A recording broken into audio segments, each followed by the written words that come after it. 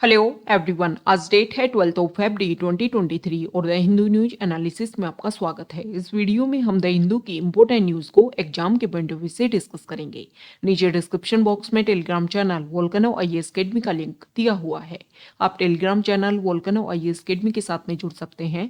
वहां पर हर exam means UPSC, state PCS and other exams के पॉइंट ऑफ व्यू से काफी इंपोर्टेंट इन्फॉर्मेशन आप सभी के साथ में शेयर की जाती है। तो चलो स्टार्ट करते हैं। वीडियो को स्टार्ट करेंगे एक ज्योग्राफिकल मैप क्वेश्चन के साथ में। और आज आपका क्वेश्चन ये है कि कजाकिस्तान कंट्री को आपको मैप में व्यू करना है, फिर इससे रिलेटेड हर इंपॉर्टेंट फैक्ट्स को एंड इंफॉर्मेशन को कमेंट बॉक्स में टाइप करना है। कल हमने आपसे क्वेश्चन पूछा था कोसी रिवर को लेकर के। तो कोसी रिवर जो है वो एक ट्रांस बाउंड्री रिवर के रूप में तिब्बत, नेपाल और इंडिया के बीच में फ्लो करती है।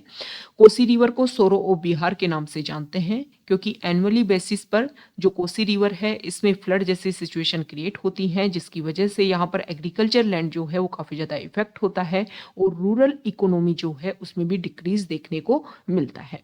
तो देखो, अभी एक रिसर्च हुई है और उस रिसर्च में देखने को मिला है, नॉर्मली अगर हम डिस्कस करें तो ट्रॉपिकल और डेजर्ट रीजन में जो रिवर पाई जाती हैं वो टाइम टू टाइम अपने रूट को चेंज करती रहती हैं।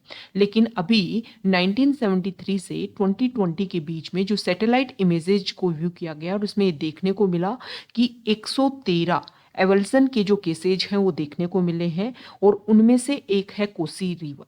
मतलब माउंटेनियस एरिया में जो रिवर पाई जाती हैं उनमें भी जो है वो एवल्सन के केसेस देखने को मिल रहे हैं। वो भी टाइम टू टाइम अपने लैंड रूट को चेंज करती रहती है। और ये तो अभी हमने डिस्कस ही किया कि कोसी रिवर जो है वो भी टाइम टू टाइम अपने रूट को चेंज करती रहती है, जिसकी वजह से यहाँ पर फ्लड जैसी सिचुएशन जो है वो time to time regular create होती रहती है।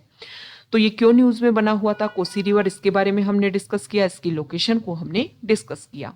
द हिंदू को डिस्कस करने से पहले हम 2023 यूपीएससी प्रीलिम्स को टारगेट करते हुए वोल्केनो टीम जो आपके लिए 100 डेज प्लान लेकर के आई है उसके बारे में हम डिस्कस कर लेते हैं। देखो, जो भी स्टूडेंट्स अभी 28 मई को 2023 में यूपीएससी प्रीलिम्स का जो एग्जाम होने वाला है उसको टारगेट करते हुए अपनी स्टडी कर रहा है, और जिस तरीके से आपने देखा कि इस बार का जो नोटिफिकेशन रिलीज हुआ है उसमें 1105 वैकेंसीज हैं और एक लंबे टाइम के बाद में इतनी वैकेंसी जो है वो यूपीएससी ने रिलीज की है। तो जो भी स्टूडेंट्स यूपीएससी की प्रीलिम्स की तैयारी कर रहे हैं या फोकस कर रहे हैं यूपीएससी की प्रिपरेशन को लेकर के, उनको इस बार का एग्जाम जो है वो जरूर देना चाहिए। अभी फॉर्म फिल होने का जो प्रोसीजर है वो चल रहा है। 21 फरवरी जो है वो लास्ट डेट है, ये आपको ध्यान में रखना है। तो आप फॉर्म फिल कर सकते हो और जो इस बार का प्रीलिम्स का एग्जाम है उसको दे सकते हो। लेकिन अगर आपको लगता है कि हमारी तो प्रिपरेशन ही कंप्लीट नहीं है, हम प्रीलिम्स का एग्जाम कैसे देंगे, तो आपके लिए प्रोग्राम जो है काफ़ी ज़्यादा बेनिफिशियल है। इस प्रोग्राम के अंडर जो है वो आपको मेंटोर प्रोवाइड करवाए जाएंगे। मेंटोर क्या करेंगे, आपको डेली बेसिस पर आपका जो भी प्रीलिम्स का सिलेबस है, चाहे आपका स्टैटिक पार्ट हो चाहे आपका करंट अफेयर पार्ट हो, दोनों को यहाँ पर टारगेट बेस्ड फॉर्म में आपको प्रोवाइड कराएंगे। मतलब आपको डेली बेसिस पर कुछ पार्ट जो है वो स्टैटिक का, कुछ पार्ट करंट अफेयर का टारगेट के रूप में दिया जाएगा कि ये आज आपको कंप्लीट करना है, और फिर उसी टारगेट से रिलेटेड एमसीक्यू क्वेश्चंस भी आपको दिए जाएंगे। मतलब आपका प्रीलिम्स का सिलेबस भी इस प्रोग्राम के अंडर कंप्लीट करवाया जाएगा, साथ ही साथ में आपको एमसीक्यू क्वेश्चंस की भी एनअप प्रैक्टिस यहाँ पर करवाई जाएगी। मतलब टेस्ट सीरीज का बेनिफिट भी आपको इस प्रोग्राम में मिलने वाला है। तो आप इस प्रोग्राम को ज्वाइन कर सकते हो। डिस्क्रिप्शन बॉक्स में इसका लिंक जो है प्रोग्राम का वो अवेलेबल है। और आज जो है इस प्रोग्राम की फ़ी जो है वो 2500 रुपीज़ रहने वाली है, और कल से इस प्रोग्राम के जो चार्जेस हैं वो 3000 रुपीज़ हो जाएंगे। तो अगर आपको लगता है कि आपके टारगेट को अचीव करने में प्रोग्राम आपको बेनिफिट प्रोवाइड करेगा तो आप इसको ज्वाइन कर सकते हो। 15 फेब से ये प्रोग्राम जो है वो स्टार्ट हो जाएगा। ओके, द हिंदू को अगर हम डिस्कस करें तो फर्स्ट इंपॉर्टेंट न्यूज़ है द हिंदू के फ्रंट पेज पर, और यहाँ पर बताया गया है जो भी मूवी इंडिया में रिलीज होती है उसके बारे में। Central board of film certification जो सेंसरशिप का काम करता है उसके बारे में इस आर्टिकल में बताया गया है कि अगर हम डिस्कस करें तो पहले जो मूवी रिलीज होती थी उनमें मैक्सिमम जो कंटेंट है उनके ऊपर फोकस किया जाता था कि मूवी जो है उसमें वायलेंस कम से कम देखने को मिले, सेक्सुअल कंटेंट जो है इसके ऊपर फोकस किया जाता था कि सोसाइटी के अकॉर्डिंग जो है वो कंटेंट होना चाहिए, साथ ही साथ में अब्यूजिव लैंग्वेज का भी कम से कम यूज़ किया जाना चाहिए। अगर ये सारे पॉइंट हैं तो उसमें अगर ये सारा कंटेंट देखने को मिलता था तो डायरेक्टर को बोल करके उसमें मैक्सिमम कट जो है वो एप्लीकेबल करवाए जाते थे और फिर उसके बाद में मूवी को रिलीज किया जाता था। लेकिन अभी प्रेजेंट टाइम में जो कंसर्निंग पॉइंट है वो काफ़ी ज़्यादा अलग देखने को मिल रहे हैं। जैसे कि कोई भी मूवी अगर रिलीज हो रही है तो उसमें ध्यान रखा जाता है कि integrity and sovereignty of India को ध्यान में रखा जाए, सिक्योरिटी ऑफ द स्टेट को ध्यान में रखा जाए, friendly relation with foreign state को ध्यान में रखा जाए। मतलब आपके यहाँ पर इंडिया में कोई मूवी रिलीज हुई लेकिन उसकी वजह से कोई दूसरा कंट्री जो है, जो हमारे फ्रेंडली रिलेशन है जिन कंट्री के साथ में, उनको एक उनकी जो छवि है वो अच्छे तरीके से रिप्रेजेंट होनी चाहिए हमारी मूवी में। साथ ही साथ में गवर्नमेंट, हमारे प्राइम मिनिस्टर, इनका मेंशन अगर देखने को मिलता है तो उनको लेकर के भी जो भी स्टेटमेंट है वो कोई कॉन्ट्राडिक्टरी ना हो। और रेफरेंस टू बीफ, अगर बीफ का रेफरेंस दिया गया है तो इसको भी ध्यान में रखा जाता है सेंसरशिप के टाइम में। अभी देखो न्यूज़ में क्यों है, क्योंकि पठान मूवी जो है वो रिलीज की गई और पठान मूवी में पहले यहाँ पर यहाँ देखिए, the on screen version of the Shahrukh Khan starrer Pathaan introduce one of the villain's henchman as an ex SBU agent. मतलब पहले जो है वो एसबीयू एजेंट जो है वो शो किया गया, अभी प्रेजेंट टाइम में एसबीयू एजेंट शो किया गया है पठान मूवी में शाहरुख खान को। और यहाँ पर एसबीयू क्या है, यूक्रेन की क्या है, सिक्योरिटी सर्विस है। लेकिन उससे पहले जब सेंसरशिप बोर्ड इसको रिव्यू कर रहा था उस टाइम जो है इनको पठान मूवी में जो है वो केजीबी कहाँ की है, ये रशिया की जो स्पाई एजेंसी है, सोवियत यूनियन की, erstwhile Soviet union spy agency थी, उसके रूप में रिप्रेजेंट किया गया था। लेकिन फिर सेंसरशिप बोर्ड ने ये बोला कि आप इसको हटाइए और दूसरे कंट्री की स्पाई एजेंसी का आप यहाँ पर नाम ले सकते हो। क्यों? क्योंकि प्रेजेंट टाइम में रशिया यूक्रेन वॉर है। इंडिया जो है वो प्रेजेंट टाइम में जो रशिया है उसके साथ में ऑयल इम्पोर्ट के साथ में काफ़ी फोकस कर रहा है। रशिया हमारे फ्रेंडली रिलेशन है रशिया के साथ में हमेशा से। चाइना को काउंटर करने में रशिया जो है काफ़ी इंपॉर्टेंट रोल प्ले कर सकता है, क्योंकि प्रेजेंट टाइम में रशिया और चाइना के रिलेशन जो है वो भी काफ़ी बेहतरीन देखने को मिल रहे हैं। तो हमारे बॉर्डर रिलेशंस को मेंटेन करने में, साथ ही साथ में रशिया के साथ में जो भी सिक्योरिटी, डिफेंस, इन सभी के सेक्टर में भी अगर हम डिस्कस करें तो हमारे काफ़ी इंपॉर्टेंट जो रिलेशन है वो रशिया के साथ में हमेशा से देखने को मिले हैं। ओके, तो ये हमने बात की कि सेंसरशिप बोर्ड जो है वो किस तरीके से काम करता है। यहाँ पर बात की गई है central board of film certification की। इसके बारे में अगर हम डिस्कस कर लेते हैं, देखो यहाँ देखिए, central board of film certification जो है वो एक स्टेचुरी बॉडी है, ये आपको सबसे पहले ध्यान में रखना है। और ministry of information and broadcasting की ये अंडर आता है। सीबीएफसी जो है इसमें कुछ मेंबर्स होते हैं और एक चेयरमैन होता है। ये सारे के सारे जो मेंबर होते हैं वो नॉन ऑफिशियल होते हैं और इन सभी को सेंट्रल गवर्नमेंट के द्वारा अपॉइंट किया जाता है। सीबीएफसी का जो हेडक्वार्टर है वो मुंबई में है, ये आपको ध्यान में रखना है, ये बेसिक बातें हैं। अब देखो, ये जो सेंसरशिप हम प्रोसीजर कर रहे हैं कि कोई भी मूवी जो है, हमें तो फ्रीडम है, हमारा फंडामेंटल राइट है कि freedom of speech and expression, फिर ये रिस्ट्रिक्शन क्यों लगाए जाते हैं? तो अगर आपने फंडामेंटल राइट्स जो हमारे कॉन्स्टिट्यूशन के पार्ट 3 में है उसमें अगर आपने पढ़ा हो तो जो भी हमारे फंडामेंटल राइट हैं उनमें कुछ कुछ रिस्ट्रिक्शन देखने को मिलते हैं।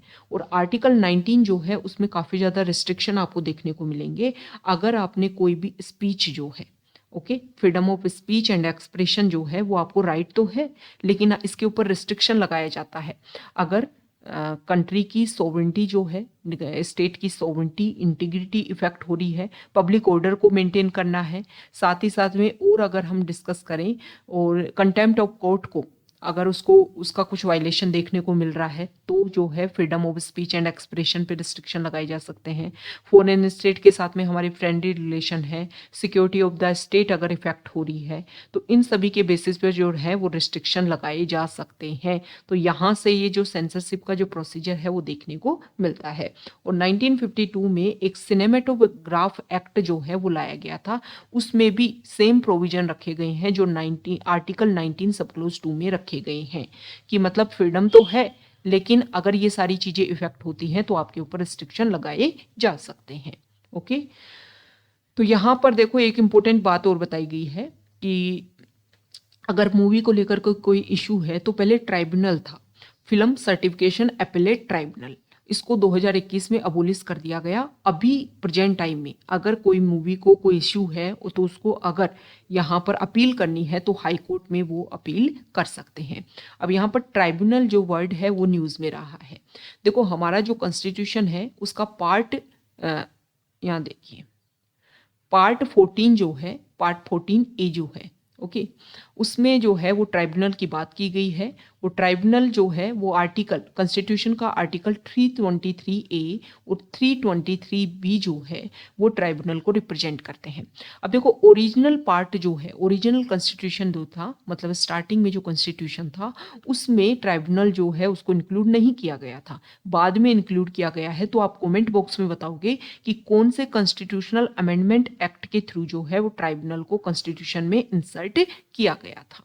ओके, अब ट्राइब्यूनल क्यों गठित की जाती है?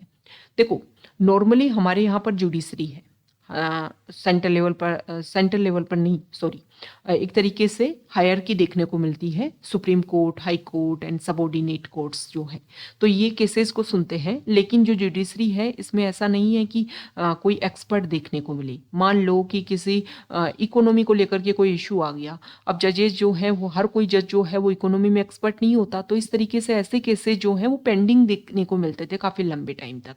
तो इसीलिए ट्राइब्यूनल का जो कंसेप्ट है वो लाया गया ताकि इसमें एक्सपर्ट बिठाए जाएं और कोई भी स्पेसिफिक, जैसे इकोनॉमी को लेकर के इशू है तो इकोनॉमी के एक्सपर्ट बैठेंगे और इस इशू को जो है वो सोल्व करेंगे, जिससे जो है वो काफ़ी फास्ट तरीके से जो प्रॉब्लम है उसका सॉल्यूशन देखने को मिल सकता है।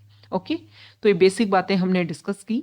नेक्स्ट इंपॉर्टेंट न्यूज़ है यहाँ पर न्यूज़ पेज पर, और यहाँ देखिए, तो देखो वर्ल्ड हिंदी कॉन्फ्रेंस जो है वो जो फिजी कंट्री है उसमें ऑर्गेनाइज की जा रही है।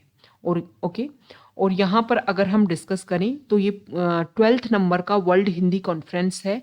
और देखो कॉलोनियल टाइम में यहाँ से हमारे इंडिया से बहुत सारे जो लेबरर्स हैं उनको फिजी में ले जाया गया फोर्स्ड लेबरर के रूप में काम करने के लिए। तो फिजी जो है वो इंडिया के आउटसाइड ऐसा कंट्री है जहाँ पर हिंदी को जो है वो यूज़ किया जाता है, ऑफिशियल लैंग्वेज के रूप में जो है वो हिंदी को यूज़ किया जाता है। तो ऐसा प्रोबेबली, मतलब संभावना दर्ज की जा रही है कि फिजी जो है वो इंडिया के बाहर पहला ऐसा कंट्री है जहाँ पर हिंदी को ऑफिशियल लैंग्वेज के रूप में रखा जा रहा है। तो हिंदी को प्रमोट करने के लिए यूनाइटेड नेशन में हिंदी को एस्टेब्लिश करवाने के लिए जो है वो ये सारे काम किए जा रहे हैं ताकि ऑफिशियल लैंग्वेज में हिंदी को भी इंक्लूड किया जा सके। हालांकि यूएन में हमने एक अच्छा लेवल जो है वो हिंदी के लिए अचीव किया है, जैसे कि अगर यूएन के कोई भी जो प्रोविजन है, UN has made a provision to provide all the important message and press release in Hindi, कि हिंदी में भी प्रेस रिलीज और जो मैसेज हैं वो प्रोवाइड अब करवाए जाएंगे। तो फिजी की जो लोकेशन है वो हमारे लिए इम्पोर्टेंट हो जाती है। तो यहाँ पर जो पैसिफिक ओशियन है या फिर ऑस्ट्रेलिया कॉन्टिनेंट के ईस्टर्न पार्ट पर अगर हम डिस्कस करें तो यहाँ पर स्मॉल स्मॉल आइलैंड्स हैं, जिसमें से एक है फिजी। और ये जो आइलैंड्स हैं, लगभग 14 आइलैंड जो हैं, उन्होंने मिलकर के एक ग्रुप भी बना रखा है जिसको बोलते हैं फिफिक ग्रुप। फिफिक ग्रुप मतलब वो स्मॉल आइलैंड्स, इन्होंने मेन टारगेट इसलिए एस्टेब्लिश किया था, ये मेन जो ग्रुप है वो इसलिए बनाया था ताकि क्लाइमेट चेंज की वजह से जो सी लेवल इंक्रीज हो रहा है उसमें ये अदर कंट्रीज़ के पास में जाकर के अपना रिप्रेजेंटेशन कर सकें कि आप फोकस कीजिए, क्योंकि आप जो है एमिशन ज़्यादा कर रहे हो जिसकी वजह से क्लाइमेट चेंज देखने को मिल रहा है, उसकी वजह से सी लेवल इंक्रीज हो रहा है और ये जो स्मॉल आइलैंड कंट्रीज़ हैं वो इससे सबसे ज़्यादा इफेक्ट होंगे। ओके, तो फिजी की जो लोकेशन है वो हमने देख लिया। यहाँ पर अगर हम डिस्कस करें तो ये जो हिंदी कॉन्फ्रेंस जो ऑर्गेनाइज की जा रही है, तो यहाँ पर बताया गया है कि जो फर्स्ट हिंदी कॉन्फ्रेंस जो है वो 1975 में नागपुर में ऑर्गेनाइज की गई थी। ओके, और मेन टारगेट क्या रखा गया था कि पूरे वर्ल्ड में हिंदी लैंग्वेज जो है उसको प्रमोट किया जा सके। नेक्स्ट इंपॉर्टेंट आर्टिकल है, यहाँ देखिए, तो देखो एक रिपोर्ट आई, नालसा रिपोर्ट, और इस रिपोर्ट में ये बोला गया कि हमारी जो जेल है, हमारी जो प्रिजन है, उसमें से 5000 अंडर ट्रायल प्रिजनर ऐसे हैं जिनको बेल दी जा चुकी है, लेकिन इनमें से बहुत सारे लोग जो हैं वो अभी बाहर नहीं निकल पाए हैं। उसका बेसिक रीजन क्या है कि उनको जो भी बेल बॉन्ड है या फिर जो भी श्योरिटीज उनको प्रोवाइड करनी है उसके लिए उनके पास में मनी अवेलेबल नहीं है। तो अभी सुप्रीम कोर्ट ने एक स्टेप लिया है कि जो भी अंडर ट्रायल प्रिजनर हैं जो अपनी श्योरिटी को फर्निश करने में या फिर बेल बॉन्ड प्रोवाइड करने में अनेबल हैं, तो उनको छोड़ा जा रहा है ताकि वो बाहर जा करके अपने लिए मनी का जो है वो एक तरीके से एडजस्ट कर सके और इनको फिल कर सके और वो जो अपनी लाइफ है उसको रेगुलर कर सके। ओके, तो इसलिए जो है ये स्टेप जो है इसको उठाया जा रहा है। देखो, इससे हमारा जो प्रिजन है और उस पर जो बर्डन है वो कम क्रिएट होगा, साथ ही साथ में बहुत सारी इससे जो प्रॉब्लम है जैसे कि प्रिजन को लेकर के काफ़ी ज़्यादा इशू देखने को मिलते हैं उसका भी सॉल्यूशन देखने को मिलेगा। और जो भी अंडर ट्रायल्स हैं इसको लेकर के भी ध्यान में रखा जाता है कि अंडर ट्रायल्स की वजह से भी काफ़ी ज़्यादा प्रॉब्लम्स होती हैं, तो इसका भी सॉल्यूशन यहाँ पर देखने को मिलेगा। ओके, तो ये हमने डिस्कस कर लिया। अब नेक्स्ट हम डिस्कस करेंगे साइंस पेज पर। तो देखो, साइंटिस्ट ने क्लेम कर दिया है कि उन्होंने third natural source of quasi crystal जो है उसको फाइंड कर लिया है।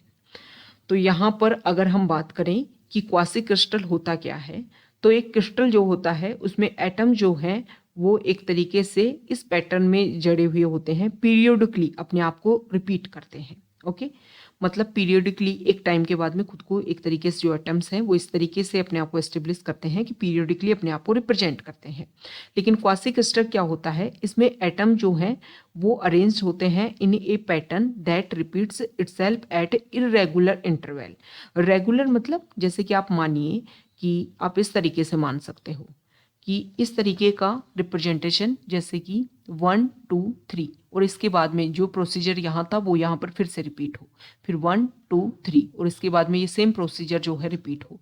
लेकिन अगर प्रोसीजर इस तरीके से हो कि 1 2 3 4, यहाँ पर जो प्रोसीजर है वो यहाँ पर रिपीट हो रहा है सेम, फिर उसके बाद में 1 2 3 के बाद में रिपीट हो रहा है, फिर 1 2 के बाद में रिपीट हो गया, कभी 1 के बाद में रिपीट हो गया, तो ये इरेगुलर जो रिप्रेजेंटेशन है ये पाया जाता है क्वासी क्रिस्टल में। तो सबसे पहले 1982 में जो क्वासी क्रिस्टल है इसको लैब में डिस्कवर किया गया था। फिर लेट 1990s में जो साइंटिस्ट हैं उन्होंने ढूंढने की कोशिश की कि जो नेचर है उसमें भी क्वासी क्रिस्टल जो है वो अवेलेबल होगा। तो इसके लिए कुछ साइंटिस्ट लुका बिंदी, पोल और जो अदर जो हैं इन्होंने ढूंढना की कोशिश की और 2009 में फर्स्ट नेचुरल क्वासी क्रिस्टल जो है वो मिल गया। कहाँ पर मिला, तो रशिया का जो खोरियाक माउंटेन्स है वहाँ पर कुछ, यहाँ देखिए खाटरक्या मीटरोइड उसके पीस में जो है ये देखने को मिला। ओके, इसके बाद में अगर हम बात करें तो 2021 में जो है वो सेकेंड क्वासी क्रिस्टल देखने को मिला। 1945 में जो फर्स्ट न्यूक्लियर वेपन टेस्ट हुआ था उसके जो रिमेन्स हैं उसमें क्वासी क्रिस्टल देखने को मिला। और अभी PNAS में दिसंबर 2022 में एक स्टडी रिपोर्ट पब्लिश हुई है जिसमें ये बोला गया है कि थर्ड नंबर का जो क्वासी क्रिस्टल है वो wind blown dunes of northern Nebraska यहाँ पर जो है वो देखने को मिला है। तो ये बेसिक बातें, क्वासी क्रिस्टल जो है वो न्यूज़ में है, तो इसके बारे में आपको ध्यान में होना चाहिए कि ये कहाँ देखने को मिलता है। और देखो, ये क्वासी क्रिस्टल जो है इसको सर्जिकल इंस्ट्रूमेंट्स में, LED लाइट्स में, नॉन स्टिक फ्राइंग पैन्स में, इन सब में यूज किया जा सकता है। ओके, और अदर यूजेस की अगर हम बात करें तो जो सोलर एब्जॉर्बर जो होते हैं पावर कन्वर्जन को लेकर के उस वहाँ पर जो है इनका यूज़ किया जा सकता है। ब्रॉड वेवलेंथ रिफ्लेक्टर के रूप में इसको यूज किया जा सकता है। बोन रिपेयर के रूप में जो है इसका यूज किया जा सकता है। नेक्स्ट यहाँ पर जो आर्टिकल है, देखो एवियन इन्फ्लुएंजा जिसको हम बर्ड फ्लू के नाम से जानते हैं, अभी प्रेजेंट टाइम में क्या हुआ कि देखो एवियन इन्फ्लुएंजा के केस देखने को मिले, अदर कॉन्टिनेंट जो है वो इससे इफेक्ट हुआ। लेकिन अभी प्रेजेंट टाइम में क्या हो रहा है कि अदर कंट्रीज में जो है वो इसका ये जो बर्ड फ्लू है इसका जो ट्रांसफर जो है वो अदर मैमल्स में भी देखने को मिला है। ह्यूमन जो है वो भी इससे इफेक्ट हो रहे हैं और एक ह्यूमन की जो है वो इसमें डेथ भी देखने को मिली है। तो इस आर्टिकल में ये बताया गया है कि देखो भाई, ये एक तरीके से पेंडेमिक के रूप में क्रिएट हो सकता है। अगर ह्यूमन टू ह्यूमन ये ट्रांसफर होने लग गया ना तो प्रॉब्लम जो है वो काफ़ी ज़्यादा देखने को मिल सकती है। तो यहाँ पर रिसर्च किया गया, स्टडी किया गया, तो ये देखा गया कि जो बर्ड फ्लू है उसमें धीरे धीरे टाइम टू टाइम जो है वो उसमें चेंजेस आ रहे हैं। ओके जो भी वायरस है उसमें चेंजेस देखने को मिल रहे हैं और उसकी वजह से मैमल्स इफेक्ट हुए, ह्यूमन जो है इफेक्ट हो रहा है और ह्यूमन टू ह्यूमन ट्रांसफर अगर हुआ तो इसकी वजह से प्रॉब्लम और ज़्यादा बढ़ सकती है। ये जो H5N1 एवियन इन्फ्लुएंजा वायरस जो है इसको सबसे पहले 1996 में चाइना के गूज फार्म में डिटेक्ट किया गया था। उसके बाद में एक मेजर आउटब्रेक के रूप में 1997 में हांगकांग में जो पोल्ट्री है वहाँ पर ही देखने को मिला और also leading to human infection of H5N1 which left 6 people dead and 18 infected। Okay इतने लोग इन्फेक्ट हुए और डेथ भी देखने को मिली। 2004 में H5N1 was reported in several countries Asia. Further global outbreak जो है वो देखने को मिला और 2013 और 14 में अगर हम बात करें तो many countries in Europe and Asia reported H5N1 in poultry. तो देखो यहाँ पर बताया गया है कि जो बर्ड्स जो हैं अगर इन्फेक्टेड के पास में अगर रहते हैं तो ये प्रॉब्लम ज़्यादा क्रिएट हो सकती है। ह्यूमन टू ह्यूमन ट्रांसफ़र होने पर और ज़्यादा प्रॉब्लम जो है वो ज़्यादा देखने को मिल सकती है। और इस इन्फेक्शन में टोटल जो केसेज है उसमें हाई फर्टिलिटी रेट देखने 53% तक हाई फर्टिलिटी रेट देखने को मिल रही है। तो जिसकी वजह से प्रॉब्लम जो है पेंडेमिक के रूप में क्रिएट हो सकता है। तो इन सब के ऊपर फोकस करने की ज़रूरत है। यहाँ पर जो आर्टिकल है उसमें बताया गया है मिलेट्स के बारे में।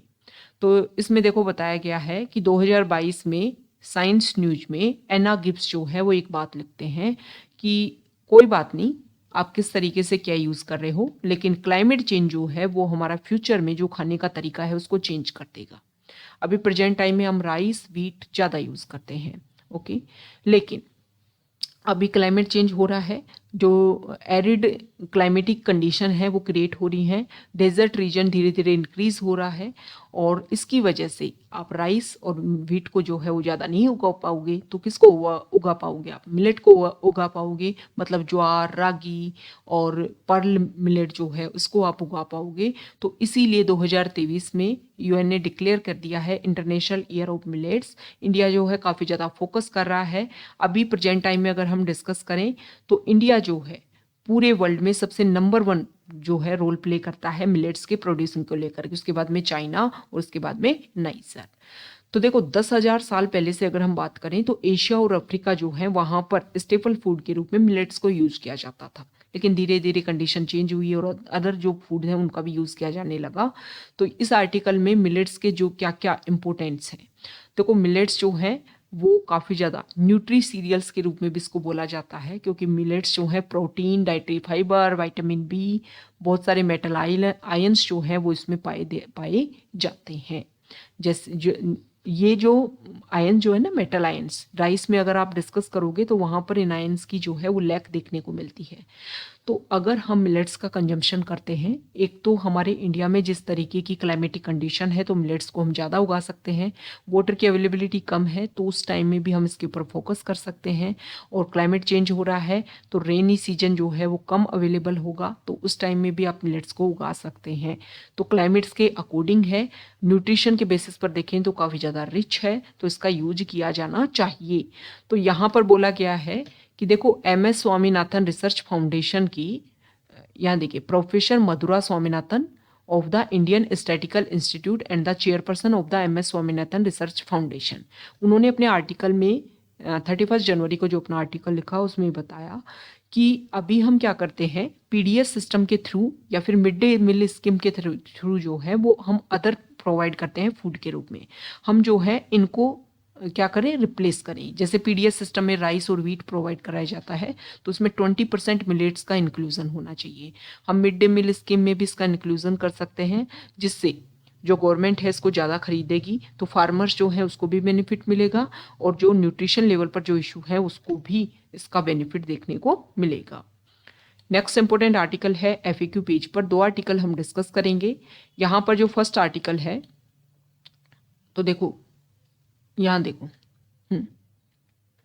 देखो अभी पार्लियामेंट का बजट सेशन चल रहा है और अचानक से जो हमारे एक्सटर्नल अफेयर मिनिस्टर हैं उन्होंने एक रिपोर्ट रख दी। कहाँ पर? पार्लियामेंट में। क्यों रखी? क्योंकि अभी प्रेजेंट टाइम में इंडिया और चाइना के बीच में काफ़ी कन्फ्लिक्टेड पॉइंट है और अभी एक रिपोर्ट सामने आई जिसमें देखने को मिला कि कुछ पॉइंट्स जो हैं हमारे इंडिया और चाइना के बीच में बॉर्डर एरियाज में कुछ पॉइंट्स है जिनको कुछ पॉइंट्स को चाइना ने अपने अंडर कर लिया है।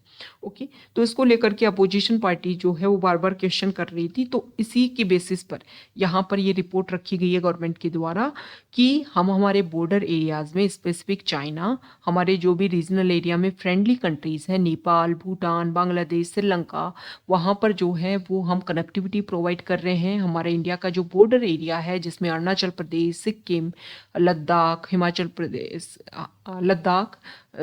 प्रदेश, उत्तराखंड, ये जो रीजन है यहाँ पर हम कनेक्टिविटी प्रोवाइड कर रहे हैं। किसके थ्रू? रोड के थ्रू, ब्रिजेस के थ्रू, टनल के थ्रू, इन सब के थ्रू जो है वो हम कनेक्टिविटी प्रोवाइड कर रहे हैं। तो ये इसलिए यहाँ पर फोकस किया गया क्योंकि जो रिपोर्ट आई उसमें ये दिखाया गया कि चाइना ने जो है वो क्या कर लिया है, कंट्रोल कर लिया है कुछ का। देखो, वैसे अगर हम डिस्कस करें तो चाइना का जो रवैया जो है वो काफ़ी ज़्यादा चेंज हो रहा है। जैसे कि 2014 में जो चुमार रीजन है वहाँ पर इशू देखने को मिला, 2017 में डोकलाम रीजन में, और 2020 में जो हमारा बॉर्डर एरिया है वहाँ पर आप सभी को पता है कि गालवान जो वैली है वहाँ पर प्रॉब्लम जो है वो क्रिएट हुई, जिसको लेकर के अभी भी प्रेजेंट टाइम में इंडिया और चाइना के बीच में जो डिस्कशन है वो देखने को मिल रहा है, लेकिन रिजल्ट जो है वो एक कंक्लूजन जो है वो नहीं सामने आ रहा है। तो इसी के बेसिस पर इंडिया जो है काफ़ी से ज़्यादा अपना इंफ्रास्ट्रक्चर डेवलप कर रहा है। अपना जो भी रीजनल एरिया में कंट्री है जैसे कि बांग्लादेश के साथ में, श्रीलंका के साथ में, म्यांमार के साथ में, नेपाल, भूटान के साथ में, जैसे यहाँ कुछ प्रोजेक्ट की बात भी की गई है। जैसे कि यहाँ पर अगर हम बात करें तो नेपाल और बांग्लादेश जो है उसमें रेलवे लिंक प्रोवाइड कर रहे हैं हम, Mahakali motorable bridge and the Maitri Setu between India and between Tripura and Bangladesh, Kaladan multi modal transport project जो है वो 158 किलोमीटर का वाटरवे एरिया में कनेक्टिविटी प्रोवाइड करेगा। फिर Sittwe port project and road to Mizoram, South Asia's first cross border petroleum products pipeline between Motihari in India and Amlekhganj in Nepal, high speed diesel pipeline with Bangladesh that will reduce petrol prices and road congestion, and a Bhutanese dry port in Pashka bordering West Bengal being developed under an Indian government grant। तो इसलिए India जो है वो focus कर रहा है क्योंकि China जो है वो भी आसपास वाले रीजन में अपनी कनेक्टिविटी ज़्यादा से ज़्यादा बढ़ा रहा है। इसलिए इंडिया अपने बॉर्डर एरियाज में जो भी कंट्रीज हैं वहाँ पर भी फोकस कर रहा है और अपने बॉर्डर एरिया को भी डेवलप करने की कोशिश कर रहा है। नेक्स्ट यहाँ पर जो आर्टिकल है वो अभी टर्की में और सीरिया में जो अर्थक्वेक देखने को मिला, इसकी वजह से जो प्रॉब्लम क्रिएट हुई उसके बारे में यहाँ पर बताया हुआ है। तो यहाँ पर इमेज के थ्रू आपको शो कर रखा है क्या क्या डिवास्टेशन यहाँ पर देखने को मिला। जो बड़ी बड़ी बिल्डिंग्स थी वो किस तरीके से यहाँ पर डिक्रीज हो गई, खत्म हो गई। और यहाँ पर बता रखा है कि ये जो प्लेट है वो ये है टर्की प्लेट, और टर्की प्लेट का ये है फोल्ट रीजन। मतलब अरेबियन प्लेट जो है वो इस तरीके से पुश कर रही है टर्की प्लेट को, एंटोलियन प्लेट को, और अफ्रीकन प्लेट जो है वो भी पुश कर रही है, जिसकी वजह से जो फोल्ट रीजन है वहाँ पर यहाँ पर जो भी कंस्ट्रक्शन कर रखा था उसकी वजह से प्रॉब्लम जो है वो क्रिएट हुई है। ओके, तो हम इस चीज़ को यहाँ पर समझेंगे जो भी इस आर्टिकल में दिया हुआ है, फिर इंडिया को पर्सपेक्टिव में जो भी बात है उसको हम देख लेंगे। तो पहले अगर हम डिस्कस करें तो देखो जो हमारी अर्थ है उसको अलग अलग तरीके से, जैसे कि डेंसिटी के लेवल पर, मैटर की अवेलेबिलिटी की बेसिस पर, या फिर जो किस तरीके का जो एलिमेंट्स जो हैं वो अवेलेबल हैं, इनके बेसिस पर अर्थ को अलग अलग तरीके से डिसाइड किया जाता है। हमारी जो अर्थ है उसकी कुछ लेयर है, ये बात आपको ध्यान में होनी चाहिए, जिसको आप जान सकते हो LAMP। अर्थ की जो अपर मोस्ट जो लेयर है उसको हम बोलते हैं लिथोस्फीयर। 0 से 100 किलोमीटर तक की डेंसिटी वो इसकी क्या होती है, गहराई होती है। उसके बाद में 100 से 200 किलोमीटर तक जो लेयर होती है उसको बोलते हैं एस्थेनोस्फीयर, और उसके बाद में 200 किलोमीटर से 2900 किलोमीटर तक जो होती है मीजोस्फीयर, और फिर होती है पायरोस्फीयर, ये होती है 63 किलोमीटर तक, 6300 किलोमीटर तक। ओके, अब देखो यहाँ पर क्या होता है, हमारी जो अर्थ है वो देखने में हमें ये लगता है कि जो अर्थ का जो अपर पार्ट है वो क्या है, एक कंप्लीट एक चट्टान है, एक लेयर है, एक रॉक है, बल्कि ऐसा नहीं है। आपने फुटबॉल देखा होगा, फुटबॉल जो है उसमें अपर मोस्ट क्या होता है, अलग अलग पैचेज होते हैं और वो आपस में कनेक्टेड होते हैं। इसी तरीके से हमारी अर्थ का जो अपर मोस्ट पार्ट है वो अलग अलग प्लेट में डिवाइड है। अगर हम देखें तो 7 बिग प्लेट है और 20 की लगभग जो है वो स्मॉल प्लेट है। ओके, अब ये प्लेट जो है वो आपस में कनेक्टेड है और इसकी वजह इसी से जो है वो हमारा लिथोस्फीयर जो है वो बना हुआ है। अब प्लेट जो है वो अलग अलग है। अब अलग अलग प्लेट जो है वो या तो आपस में टकराएंगी या आपस में एक दूसरे से दूर जाती रहेंगी। अब ये प्लेट में जो गति जो है वो मूवमेंट जो है वो क्यों देखने को मिलता है? भाई यहाँ पर प्लेट है तो वो एक जगह भी तो रुक सकती है ना, अलग अलग टाइम के साथ में उनमें मूवमेंट क्यों देखने को मिलता है? तो इसका बेसिक रीजन ये है कि 100 से 200 किलोमीटर के बीच में पाया जाता है यहाँ पर radio active elements. Radio active elements जो हैं वो टाइम के साथ में डिके होते हैं। जब डिके होते हैं तो एनर्जी रिलीज होती है, जिसकी वजह से यहाँ पर जो रॉक्स होता है, मटेरियल जो होता है वो क्या होता है, लिक्विड फॉर्म में चला जाता है और लिक्विड फॉर्म में रहेगा, लावा के रूप में बनेगा। तो आप सभी को पता है कि जो भी हॉट चीजें हैं भाई एनर्जी रिलीज होगी तो यहाँ जो चीज़ें हैं वो लिक्विड फॉर्म में चली जाएंगी, मतलब गर्म हो जाएंगी, वो एक तरीके से मेल्ट हो जाती है। तो यहाँ पर जो लावा है वो ये मैग्मा जो है वो क्या करेगा, यहाँ पर सर्कुलेशन करेगा, क्योंकि आप सभी को पता है कि जो भी हॉट एलिमेंट होता है वो ऊपर की तरफ उठता है, तो यहाँ पर उठ करके और इस तरीके से वो सर्कुलेशन करता रहेगा। तो यहाँ पर जो लिथोस्फीयर में जो प्लेट होती है वो किस तरफ मूव करेगी वो डिपेंड करता है कि यहाँ पर जो लिक्विड फॉर्म में जो मैटर है वो किस तरीके से मूव कर रहा है, किस साइड में मूव कर रहा है, और इसके बेसिस पर ही ये जो प्लेट है वो मूव करती रहती है।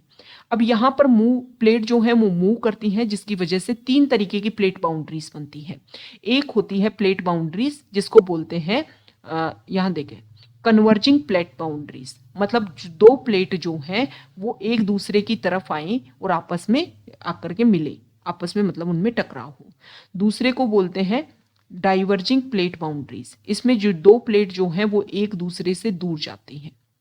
ओके, और तीसरा होता है कंजर्वेटिव। कंजर्वेटिव में क्या होता है कि एक दूसरी प्लेट जो है वो एक दूसरे के पैरेलल यहाँ पर आती जाती रहती है, आपस में जो है वो टच नहीं होती है।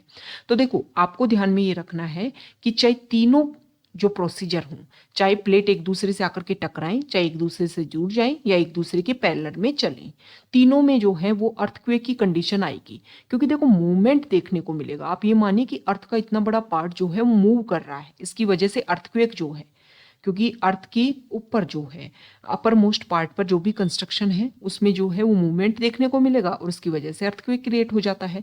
ओके, तो अर्थक्वेक जो है वो तो देखने को मिलता ही है। तो हमारे लिए इंपॉर्टेंट हो जाता है कि देखो यहाँ पर हमने देखा, यहाँ देखिए कि क्या हो रहा है कि ये दो प्लेट है, ये एंटोलियन प्लेट है, ये अरेबियन प्लेट है, ये है अफ्रीकन प्लेट और यहाँ पर है यूरेशियन प्लेट। तो यहाँ पर ये प्लेट जो है इसमें पुश कर रही है और यहाँ पर ये प्लेट है ऊपर से, यहाँ पर है यूरेशियन प्लेट। तो इनमें भी कन्वर्जन देखने को मिल रहा है, मतलब आपस में प्लेट जो है वो एक दूसरे को टक्कर मार रही है। अब जब भी कन्वर्जिंग प्लेट बाउंड्रीज होता है, जब भी प्लेट आपस में टकराती हैं, तो आप ये मानिए कि हाई इंटेंसिटी का अर्थक्वेक देखने को मिलता है।